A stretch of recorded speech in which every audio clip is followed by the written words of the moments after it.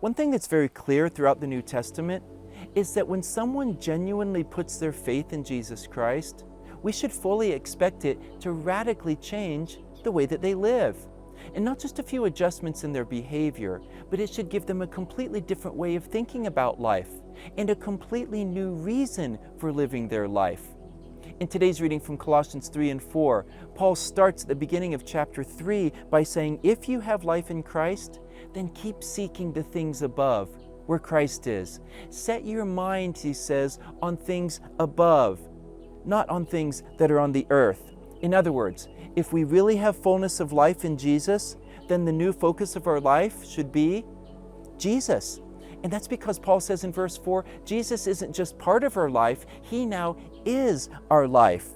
And because of that reality, he says in verse 9, we lay aside what he calls the old self, that old way of living, which was completely focused on satisfying our selfish desires. That's how the rest of the world lives. But Paul says as followers of Jesus, we have put on what he calls in verse 10, the new self, a self which is being renewed continually, day by day, and we're being made more and more like Christ. And Paul makes it clear that this is not just an individual thing. We're saved into the family of God. And so if Christ is really alive in us, it should transform the way that we relate with one another. So what does this new self kind of community look like? Well, Paul describes that in chapter 3, verses 12 to 17, contrasting it with the old self kind of community that we see in verses 8 and 9. So first of all, he says it will change the way that we view one another.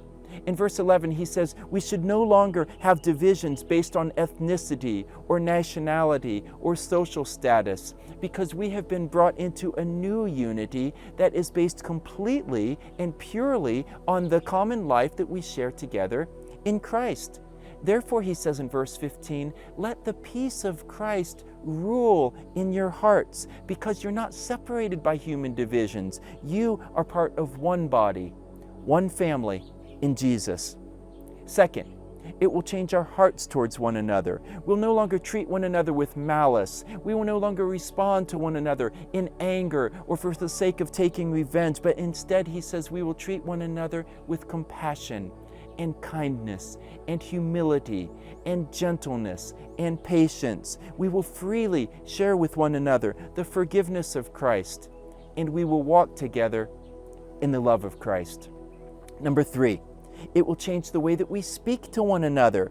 No longer will we speak in the old self kind of ways, with lies and slander and abusive speech, but instead, he says, the word of Christ will dwell richly among us. That means we encourage one another. We teach godly wisdom to one another. We worship together, and not only in special services or in special places or on special days, but in everything that we do. Whether in word or deed, he says, we will glorify Jesus and give thanks to God together.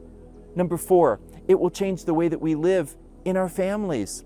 Husbands and wives will no longer fight one another for their rights or their preferences, but they will give themselves freely for the good of the other. Children will joyfully obey and honor their parents, and parents will turn their hearts towards their children for their good. Number 5, it will change the way that we work and do business.